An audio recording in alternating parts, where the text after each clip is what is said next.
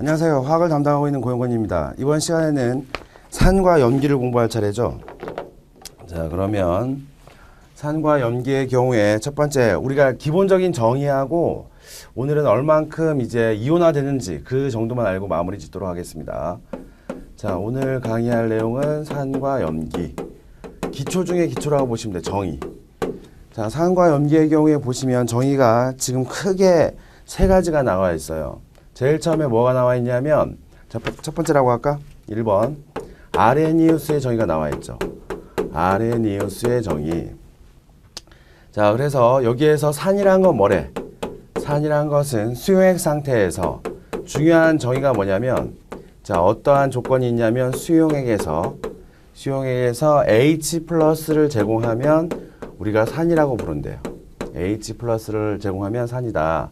예를 들어서 나온 게 지금 뭐냐면 염산이라는 물질의 경우에 이렇게 수용액 상태에서는 이온화가 되더라.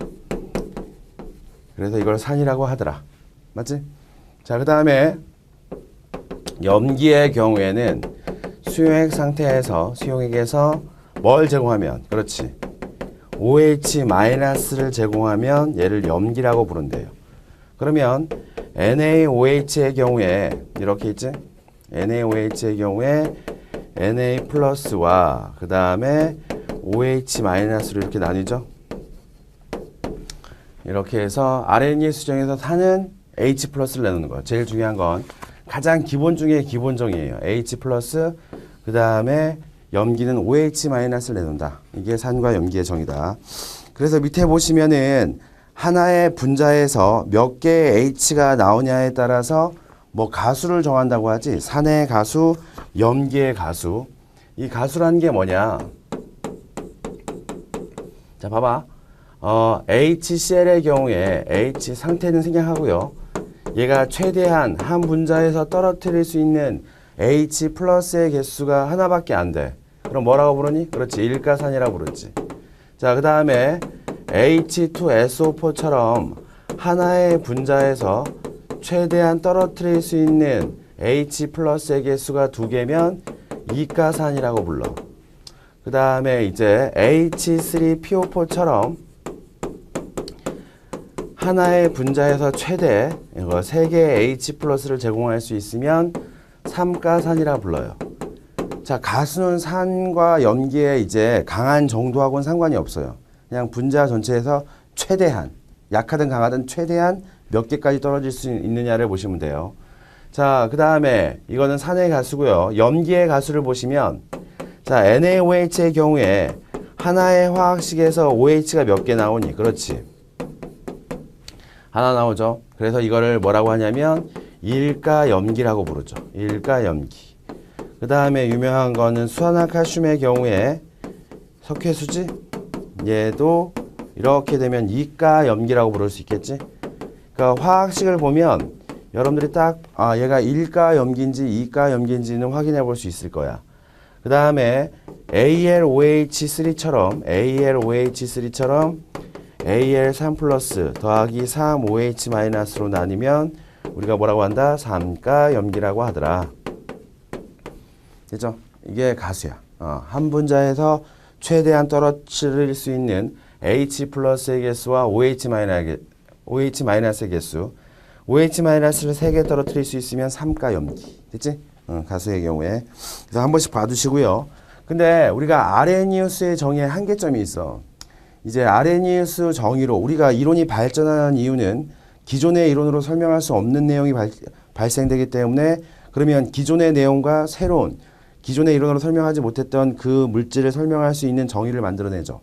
과학혁명 단계를 거쳐가지고. 자, 그래서 이 아레니우스 정의가 아레니우스 정의에서 좀 더 확장되게 된 배경은 뭐냐면, 암모니아가 염기야, 염기인데 얘는 아무리 눈 씻고 찾아봐도 누가 없어. OH-가 없어. 화학식 내에. 그치? OH-가 없어. 그래서 이걸 어떻게 정의하지? 그러면 아레니우스 정의로는 할 수 있다는 얘기야, 없다는 얘기야? 없다는 얘기야. 그리고 아레니우스의 정의의 또 한계점은 뭐냐면 이제 수용액 상태라는 한계점이 있어. 수용액 말고는 산과 염기의 반응을 좀 더 폭넓게 설명할 수가 없어. 그래서 이제 두 번째로 나오는 정의가 뭐냐면 제일 많이 쓰이죠. 브랜스테드 로리의 정의. 이게 정말 최고로 많이 쓸 겁니다. 로리의 정의. 그 다음에 이제 유기화학으로 가시면 루이스의 정의를 많이 쓰게 될 거예요. 자, 그러면 여기에서 산이란 것은 H 플러스를 제공하는 놈을 산이래요. H 플러스. 어디에서든지 간에 H 플러스를. 근데 H 플러스의 경우에 우리가 좀 이제 이름을 알아야 되는데, H 하면 우리 자연계에 가장 많이 존재하는 게 질량수가 몇 자리지? 그렇지. 질량수가 1자리지. 이게 99.9% 이상 존재해요. 맞아요? 자, 그러면 얘의 경우에 지금 들어있는 입자의 개수가 뭐가 있냐면 양성자 1개와 그 다음에 전자 1개가 있었죠. 근데 H 플러스가 돼버리면 전자 하나가 떨어졌기 때문에 뭐 하나밖에 없어? 양성자 1개밖에 없지. 그래서 얘 이름을 우리가 두 가지로 부르죠. 수소이온이라 부르기도 하고 혹은 그냥 프로톤, 양성자라 부르기도 합니다. 그래서 산이란 것을 H 플러스 제공을 이렇게 부르기도 해요. 양성자를 제공하는 놈을 우리가 산이라고 보자. 이렇게 얘기하기도 해요. 알겠죠? 자, 그러면 HCl의 경우에 좀 다르게 상태는 뭐 교환에 다 나와 있겠지만 다시 한번 이렇게 정리해 본다면, 자, 그러면 Cl 마이너스 더하기 H3O 플러스가 되겠죠, 이렇게. 자, 그랬을 때 선을 한번 그어봐봐. 제일 처음엔 헷갈리니까 선 긋는 게 가장 좋아. 자, 이렇게 됐을 때 얘는 H 플러스를 제공했으니까 무슨 역할을 했니? 그렇지, 산의 역할을 했지. 그 다음에 얘는 이렇게 가보니까 H 플러스 받았네. 염기의 역할을 했네. 그 다음에 Cl-의 경우에는 H 플러스 받았네. 염기의 역할을 했죠. 그 다음에 H3O 플러스의 경우에는 H 플러스를 제공했으니까 무슨 역할을 했죠? 산의 역할을 했죠. 맞아요? 이렇게 하나씩 선을 그어 하시면서 하는 게 여러분들이 덜 헷갈릴 거예요. 그래서 선생님이 위아래 칸을 좀 비워놨어요. 선을 한번 그어보라고. 그래서 H 플러스를 제공하면 얘는 산의 역할, H 플러스를 받으면 얘는 염기의 역할. 그러니까 우리가 화학 표현에서 이미 배웠지만 화학 반응이란 것은 반응물을 생성물을 만들기도 하지만 생성물이 반응물을 만들기도 해요. 그래서 정반응과 역반응이 모두 다 일어납니다. 맞죠? 기억해 보시고, 그 다음에 염기의 경우에는 그러면 뭘 받는 놈을 염기라고 한다. 앞에서 이미 얘기해 버렸지만 H 플러스를 받으면 양성자를 받으면 우리가 이제 뭐라고 하냐면 이제 염기라고 합니다. 그러면 암모니아를 설명할 수 없었잖아, 우리. 암모니아. 주는 놈을 산, 받는 놈을 염기라고 해. 자, 암모니아가 염기인 걸 설명할 수 없었는데 만약에 화학 반응식이 이렇게 된다는 걸 안다면, 화학 반응식은 지금 당장 못 써도 되세요. 우선 반응식이 있었을 때 누가 산인지 염기인지만 판단할 수 있으면 돼. 자, 그러면 이렇게 가봤을 때 H 플러스 받았네. 무슨 역할을 했니? 그렇지, 염기 역할을 했지. 얘는 H 플러스가 하나 사라졌네. 산의 역할. 그래서 암모니아가 산이란 걸 설명할 수 있는 정의를 만들어낸 거죠. 자, 그 다음에 NH4 플러스 입장에선 NH3가 되면서 산의 역할을 했고요. OH-의 경우에는 H2가 되면서 H 플러스를 받았기 때문에 우리가 염기의 역할을 했다고 봅니다. 맞아요? 기본적인 산과 염기 중에서 두 번째 정의죠. 자, 그러면 이렇게 브랜스테드 로리의 정의에서 또 잘 쓰이는 용어 중에 하나가 짝산 짝염기라는 게 있어요. 교환 맨 밑에 보시면 짝산 짝염기라는 게 있는데 이게 무슨 소리냐. 딱 보니까 뭐 하나 차이 나는 관계를 얘기하는 것 같아요. 그렇죠. H 플러스 하나 차이 나는 관계를 우리가 짝산 짝염기라고 하죠. 자, 다 지우고. 자, 봅시다. 이제 짝산 짝염기의 관계는 H 플러스가 하나 차이 나는 관계를 얘기하더라. 짝염기. 이렇게 H 플러스 하나 차이 나는 관계. 그러면 좀 연습해 봐야 돼. 교재에 나와 있는 것도 연습해 보고 이제 여기 없는 것도 몇 개 더 연습해 봅시다. 자, HF의 경우에 자, H 플러스를 띄웠다고 봐봐. 그럼 짝염기의 모습은 뭐가 되겠니? 그렇지, F 마이너스가 되겠지? 그 다음에 교재에 HNO3가 있지? HNO3가 있는데 그러면 H 플러스를 띄웠다고 한다면 짝염기는 뭐가 되는 거니? 그렇지. NO3 마이너스가 되겠지. 맞아? 이해되지? 응. 그 다음에 또 한 두세 개만 더 예를 들어볼까요? 자, 그러면 H2O의 경우가 산의 역할을 했다. 그럼 H 플러스 뜯어내야 되니까 OH 마이너스가 짝염기의 역할을 할 것이고, 맞지? 그 다음에 H3O 플러스가 만약에 짝산의 역할을 했다. 그러면 이제 H2O가 짝염기 역할을 하겠죠. 맞지? 이런 관계를 우리가 짝산, 짝염기 관계라고 하더라. 용어를 알아둬야 돼. 알겠지? 그래야 이제 우리가 문제에서 짝산, 짝염기가 나와도 당황하지 않고 이제 해석해 볼 수 있겠죠. 자, 그 다음에 다음 페이지로 가보시면 뭐 중요하다고 되어 있는데 사실 이 별 표시된 문장 다시 한번 밑줄 그어보세요. 나중에 우리가 사용기를 좀 더 정확히 배운 다음에 정확한 분석을 할 수 있어요. 지금은 아주 간단히만 설명해 드리도록 할게요. 자, 별 표시의 내용은 그냥 읽으면 뭔 소리인지 모를 것 같아. 강산이나 강염기의 짝들은 약한 염기나 약한 산들이다 라고 돼 있어. 그치? 이게 뭔 소리인지 몰라. 자, 그래서 우선 이 내용을 읽어도 뭔 소리인지 모르니까 반응식에 대한 해석을 먼저 해보자고. 자, HCl의 경우에 물속에 들어갔어요. 자, 물에 들어가서 Cl- aqueous 그 다음에 H3O 플러스가 만들어지는 반응이 있다고 칩시다. 이때 K의 경우에 어떻다고 나와있죠? K의 경우에 크다라고 나와있지. 자, 표형상수가 크다라는 의미는 뭐니? 반응물과 생성물이 있을 때 생성물의 양이 더 어떻단 얘기야? 더 많다는 얘기야. 표형상태에 도달했을 때. 왜냐면 얘의 경우에는 어떻게 적는 거였지? 우리 다 기억나지? 자, 반응물분의 생성물의 비로 썼었어. 근데 여기에 있는 농도에는 표형상태의 농도밖에 못 들어가. 그치? 그러면 표형상태가 되었을 때 이 값이 크다는 얘기는 분자가 크고 분모가 작다는 얘기야. 맞지? 자, 그러면 얘네들의 반응물의 양은 아주 작게 있고 표형상태에서 얘네들의 양은 엄청 많이 있다는 얘기야. 맞아? 자, 그래서 이렇게 표형을 이루고 있는데 그럼 이 표형을 이루고 있다는 거에서 우리가 생각해 볼 건 뭐냐면 이 K값이 크다는 걸 통해서 우리는 얘는 정반응을 잘하는 놈이니 역반응을 잘하는 놈이니 그렇지. 생성물 쪽에 물질이 더 많이 몰렸기 때문에 K가 크다는 걸 우리가 화학표에서 정의한 것처럼 얘는 정반응을 잘하는 놈이다. 정반응이 우세한 반응이다 라고 얘기할 수 있어. 정반응이 우세하다고? 그러면 이 HCl의 경우가 무슨 역할을 잘한 거니? 자, Cl-로 가면서 무슨 역할을 했지? 자, HCl이 Cl-로 가면서 산의 역할을 했죠. 맞지? 그러면 산의 역할을 잘한 거야, 못한 거야? 잘 내놨으니까. H 플러스를 잘 제공했기 때문에 산의 역할을 잘했다고 볼 수 있겠지. 그래서 우리는 반응물에 있는 놈들이 강한 놈들이구나. 반응물에 있는 놈들이 반응물이 강산 혹은 상대적으로 강산 혹은 강염기겠구나 라는 걸 우리가 유추해 볼 수가 있어. 반응물이. 자, 그러면 우선 이름 먼저 다 찾아보자고요.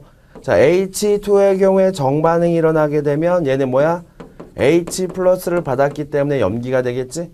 자, 그 다음에 Cl-의 경우에는 이렇게 역반응이 일어나면 H 플러스가 생겼으니까 염기가 되겠지. 그 다음에 H3O 플러스의 경우에는 H2O가 되면서 뭐가 되겠니? 산이 되겠지. 그러면 산의 종류가 정반응, 반응물 생성물에서 각각 하나씩. 이제 그 다음에 염기의 경우에도 반응물에 하나, 생성물에 하나가 있어요. 그래서 자, 산의 세기의 경우에 비교를 해 보려고 하는데 HCl과 역반응의 산인 H3O 플러스 그 다음에 염기의 세기도 비교해 보도록 하겠습니다.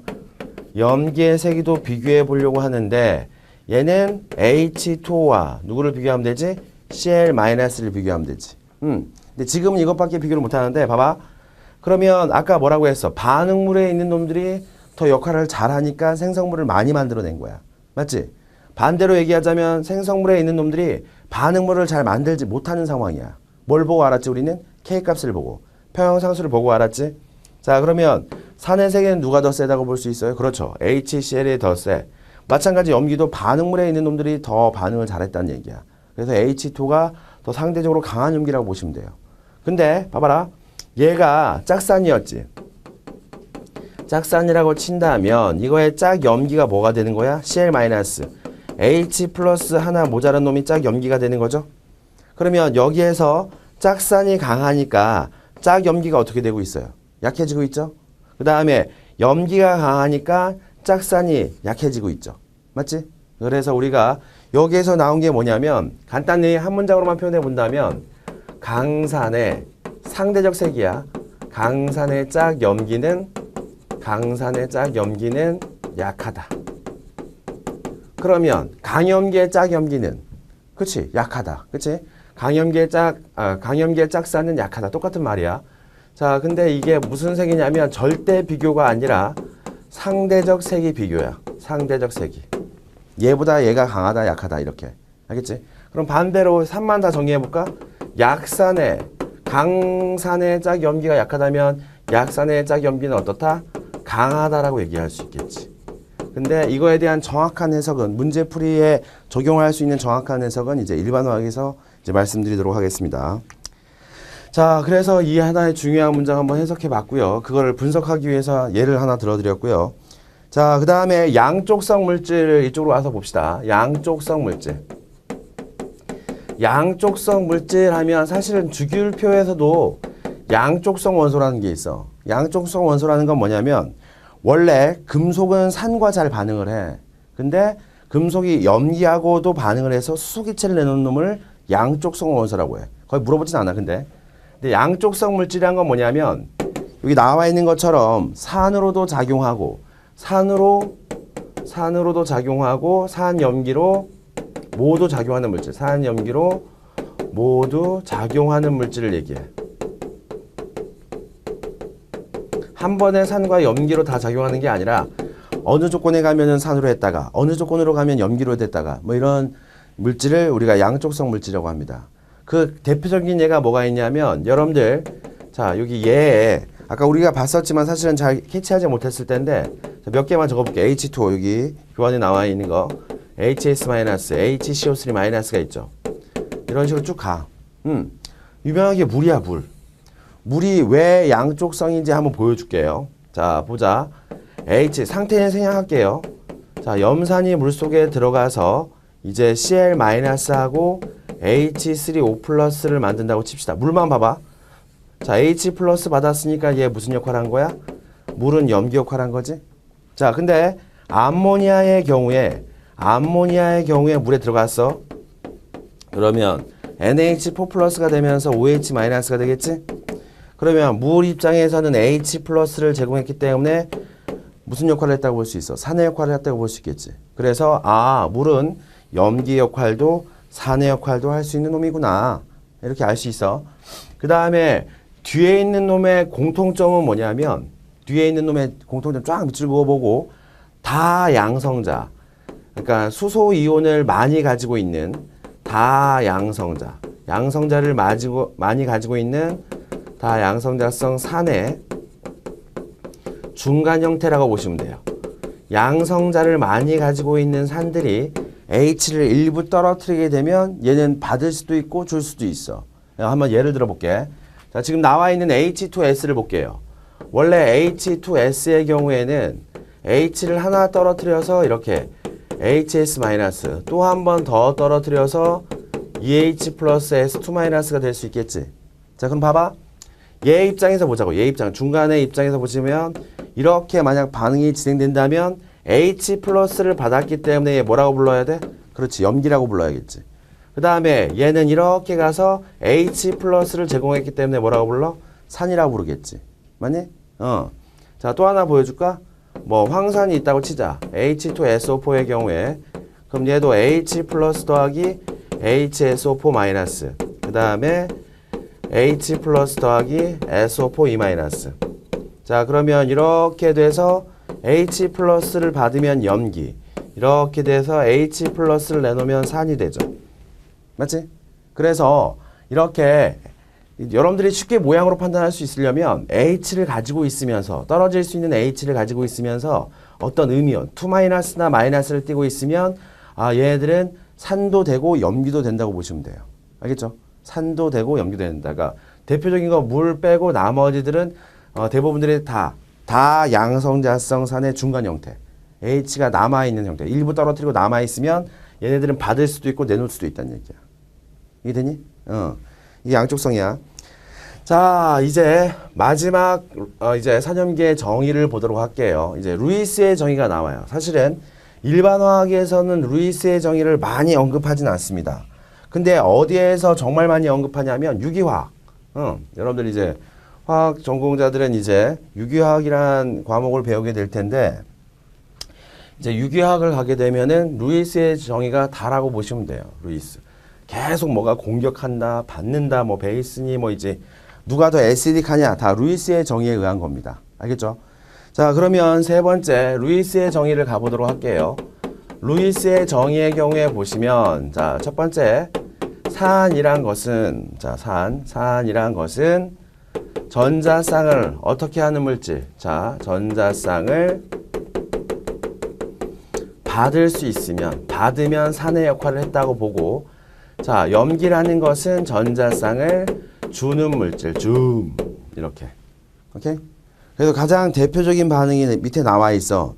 이제 BF3 나와 있죠.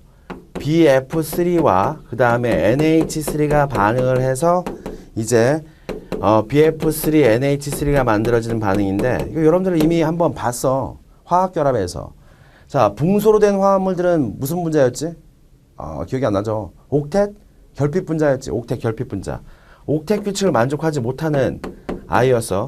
자, 이렇게 결합이 되어 있으면 옥텟 결핍 분자야. 붕소하고 베릴륨이 대표적인 옥텟 결핍 분자였죠. 근데 누구를 만난 거야? 결합에 사용되지 않은 비공유 전자쌍을 가지고 있는 이제 암모니아를 만났어. 그럼 암모니아에서 자, 봐봐. 이거를 그냥 굳이 얘기해 준다면 전기 흡성도가 플로린이 크기 때문에 다 전자를 끌고 와요. 그럼 붕소는 약간 애시딕해진다고 하는데 약간의 플러스, 델타 플러스를 띠게 돼요. 그러면 플러스를 띠니까 전자가 인력을 받게 돼요. 그래서 이웃 분자가 와서 달라붙게 됩니다. 그러면 봐봐. 전자를 받았지. 얘가 준 전자를 받았지. 그러면 루이스 뭐라고 볼 수 있어? 산. 얘는 루이스 뭐라고 볼 수 있을까? 그치. 제공했으니까 염기라고 볼 수 있겠지. 맞지? 그래서 이렇게 하나의 결합이 만들어져 버리죠. 이렇게 돼버리면 두 원자 다 이제 옥텟 규칙을 만족하게 됩니다. 맞죠? 근데 선생님 이거 배위결합 아닌가요? 전자쌍을 일방적으로 한쪽으로 제공해 주는 거. 배위결합 맞아. 배위결합 맞아. 그러니까 배위결합이 결국은 넓은 의미에서 루이스 산과 염기의 반응이라고 보시면 돼요. 배위결합이. 전자쌍을 준 놈은 염기, 전자쌍을 받은 놈은 이제 산이라고 보시면 돼요. 알겠죠? 배위결합에서 산과 염기가 내포되어 있다.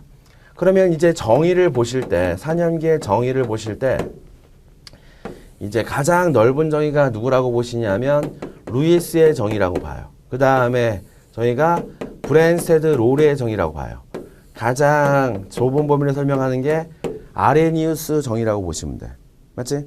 근데 브랜스테드 롤의 정의에서 왜 루이스의 정의를 만들어내게 됐을까? 응? 이런 거. BF3가 산이라는 걸 설명할 수가 없어. 만약에 브랜스테드 롤에서 설명할 수 있으려면 저 BF3에 분명히 H가 들어있어야 돼요. H를 제공해야지만 산이니까. 근데 얘는 H가 없는 산이잖아. 맞지? H가 없어. 그래서 또 이제 확장된 이론이 나오게 되겠죠. 그럼 루이스의 정의는 안에 있는 것들을 다 포함하신다고 보시면 돼. 알겠지? 가장 넓은 정의다. 그래서 우리는 나중에 루이스의 정의만 보게 될 것이다. 그럼 예제 한번 풀어봅시다. 예제 18-1의 경우에 한번 보시면 아주 기본적인 연습이기 때문에 꼭 연습하셔야 됩니다. 자, 브랜스테드 롤리의 산과 염기는 각각 어느 것인가 물어보고 있는데 1번의 경우에 탄산이 물에 들어갔어요. 탄산이 물에 들어갔어요. 자, 물에 들어가고 그리고 이제 H가 하나 떨어졌죠? 탄산. 여러분들 콜라 사이다에 들어있는 탄산이야. 자, 이렇게 됐어. 자, 그러면 산과 염기를 구하세요 라고 한다면 다 구해보자고. 자, H가 하나 떨어졌으니까 산. 얘는 H가 하나 늘어났지? 그럼 뭐라고 불러? 염기라 부르겠지? 얘는 H가 하나 더 생겼으니까 뭐라고 불러? 염기라 부를 것이고 얘는 H가 하나 떨어지게 됐으니까 뭐라고 불러? 산이라고 부르게 되겠지. 맞아? 이렇게 한번 연습해 보자고. 자, 이번의 경우에는 뭔가 복잡해. 이거 아닐린이나 물질인데 몰라도 돼? 나중에 탄소화합물을 이제 배우게 되면 조금 이제 눈이 생길 거예요. 근데 탄수화물은 절대 암기이기 때문에 이제 일주일 지나면 또 잊어버리는 경우가 많아요. 한번 봐보세요. 그냥 우리는 이 물질이 뭔지 몰라도 산과 염기는 찾을 수 있다는 얘기야. 이 반응식을 보고는. 봐봐. H 플러스가 더 생겼잖아. 그럼 얘 무슨 역할 한 거니? 그렇지. 염기 역할 했잖아. 이건 쉽지? 자, HCl의 경우 이렇게 됐어. H 플러스를 제공했네? 산이다. 그 다음에 얘 같은 경우는 H 플러스를 제공했네? 산이다. 그 다음에 Cl-의 경우에는 H 플러스를 받았네? 무슨 역할 했지? 그렇지. 염기 역할 했지. 이렇게 하나의 평형 화학 반응식이 있으면 여러분들이 산과 염기를 구분해 볼 수만 있으면 돼. 굳이 막 외우려고 하지 마, 처음부터. 자, 그 다음에 예제 18-2의 경우에 간단한 거니까 요 밑에다 풀어버릴게요. 18-2의 경우에 H2PO4-에 가능한 짝산과 짝염기를 쓰래. H2PO4-의 경우에 자, 그러면 얘가 H 만약에 무슨 역할을 했다면 염기의 역할을 한다면 H 플러스를 받아야겠지. H 플러스를 받아야 되니까 H3PO4가 될 거야. 마이너스 사라지고 플러스가 들어왔으니까. 그러면 얘가 무슨 역할을 한 거야? H 플러스를 받았고 받은 형태가 이거 된 거지? 그럼 얘가 뭐가 되는 거고? 짝산이 되는 거고 얘는 짝염기가 되는 거지. 이거에 대한 짝산은 H3PO4야. 근데 얘가 만약 산의 역할을 했다면 HPO4 2-가 되겠지. 맞지? 그럼 얘가 산이면 얘는 뭐가 되는 거야? 짝염기가 되겠지. 그래서 짝산과 짝염기는 얘와 얘입니다 라고 얘기해 줄 수 있겠지? 우리가 앞에서 배웠으니까. 자, 이제 이온화도에 대해서 말씀드리도록 하겠습니다. 이온화도. 오늘 이것만 잘 알고 이제 마무리 짓자. 자, 이온화도라는 것은 우리가 어디에서 한번 배우긴 했냐면 용해도에서 한번 배웠죠. 용해. 용해에서. 이온화도는 이제 문자는 알파라고 쓰는데 알파. 맞지? 얼만큼 이온화가 됐느냐. 그래서 알파는 바로 공식을 봐본다면 용해된 전해질의 몰수분의 전해질의 몰수분의 요 안에서 용해된 것 중에서 쪼개진 거 이온화된 전해질의 몰수의 B값 B값을 나타내는 게 이온화도다. 오케이? 용해된 전해질의 몰수분의 이온화된 전해질의 몰수의 B값을 표현한 게 이온화도다. 그래서 만약에 한 개를 녹였는데 두 개로 쪼개졌어. 이온화도 몇이 되니? 한 개를 녹였는데 두 개로 쪼개졌어. 그러면 그 중에 이제 하나만 쪼개진 거니까 그러면 100%가 되겠지. 뭔 소리냐면 하나를 10개를 넣었다고 칠까? 10개를 물속에 집어넣어서 전해질이 용해됐어. 근데 그 중에 5개가 이온화됐어. 5개 이온화됐어. 그러면 총 녹아있는 개수 10개 중에 이 개수 중에 5개만 이온화됐기 때문에 알파는 0.5가 된다는 얘기야. 이해돼? 10개 중에 5개만 쪼개지면 우리는 0.5라고 하더라. 그러면 되게 쉽게 이렇게 알아볼 수 있겠지. 알파가 1이면 몇 퍼센트 이온화했다는 얘기니? 그렇지. 100% 이온화했다는 얘기지. 그러면 알파가 0.5이면 몇 퍼센트야? 그렇지. 50% 이온화라는 얘기지. 알파가 0이면 뭔 뜻일까 그러면? 0% 이온화라는 얘기잖아. 무슨 말이야? 얘는 전해질이야 아니야? 아니지. 비전해질이 되겠지. 전기가 통하지 않는 물질. 맞아? 알파가 0이면 이온이 물속에서 형성되지 않으면 전기가 통하지 않습니다. 맞죠? 그래서 우리가 알파가 1에 가까우면 강한 전해질, 뭐 알파가 0에 가까우면 약한 전해질이라고 했는데 전해질이 뭔지 한번 봅시다. 전해질. 전해질이란 것은 이제 수용액 상태에서 이온을 형성하여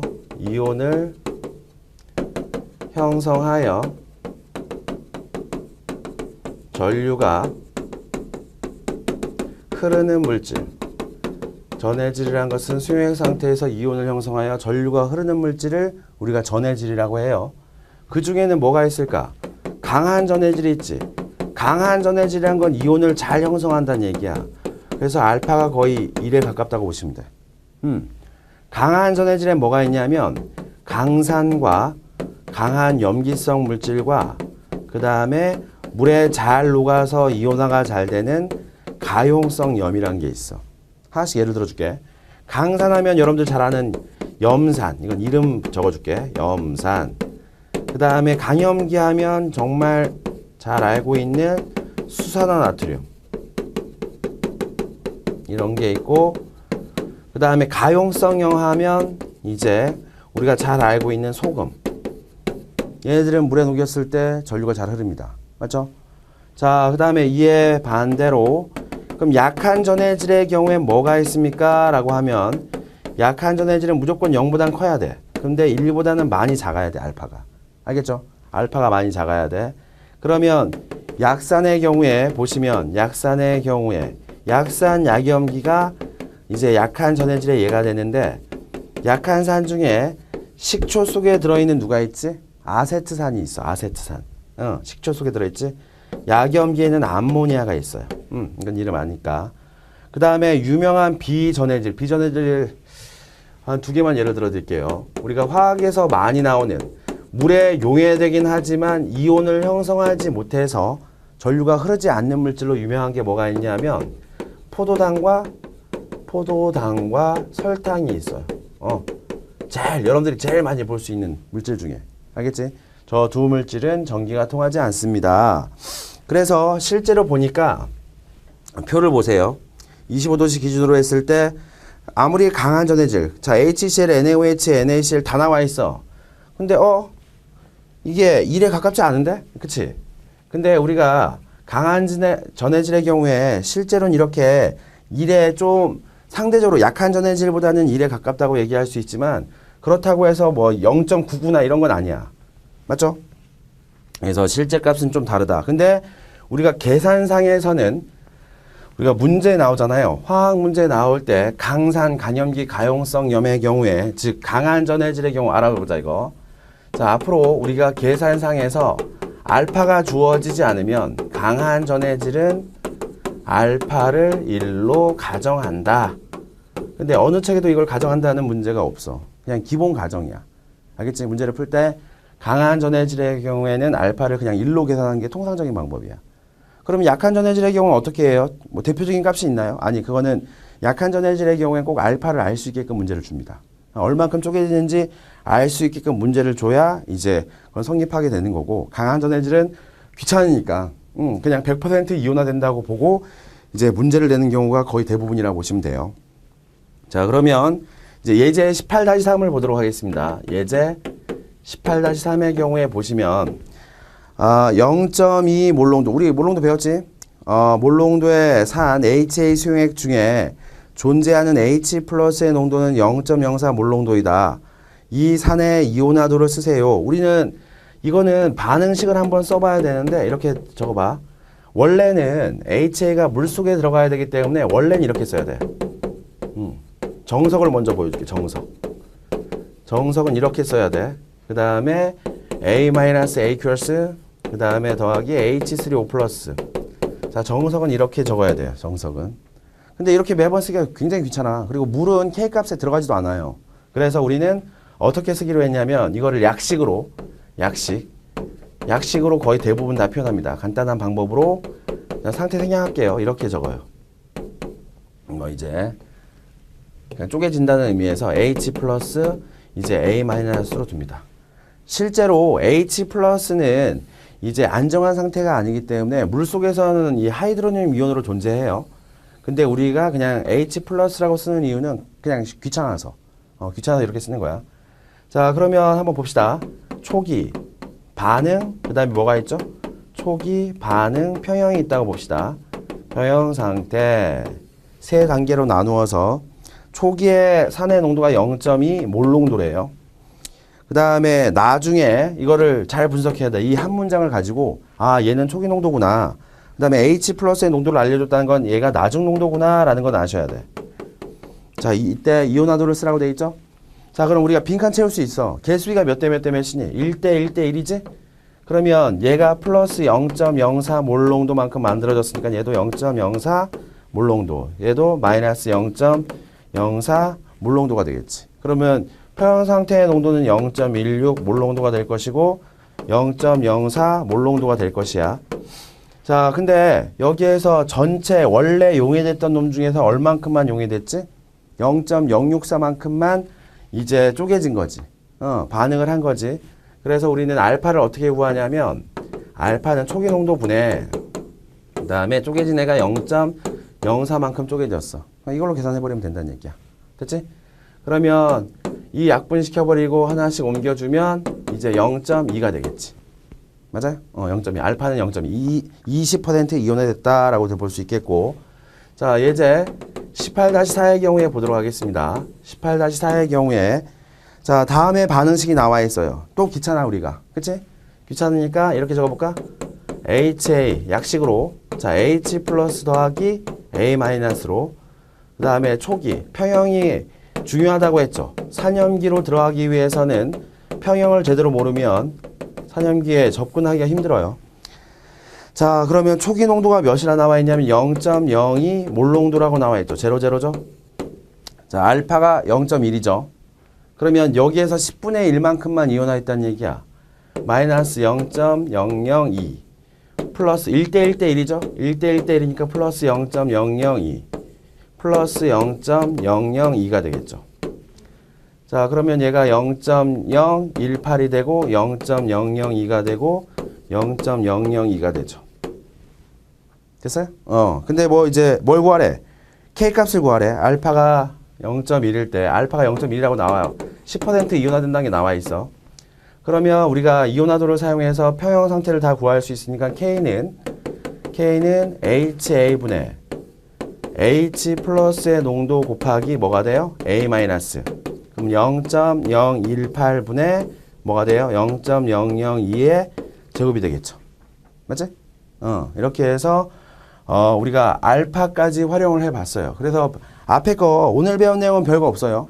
이제 산염기의 정의와 그 다음에 기본 용어들을 익숙하게 알아둬야 돼요. 물론 용어는 금방 이제 숙제하실 거예요. 그리고 이제 알파에 대해서 이온화도가 어떻게 구할 수 있고 그리고 어떻게 쓰이고 있는지 평형 상태하고 연결지어서 그걸 아셔야 되고 이걸 알아야 그 다음 단원에 또 산염기에 연결되기 때문에 꼭 복습하시기 바랍니다. 아셨죠? 그러면 저는 다음 시간에 뵙도록 하겠습니다. 수고하셨습니다.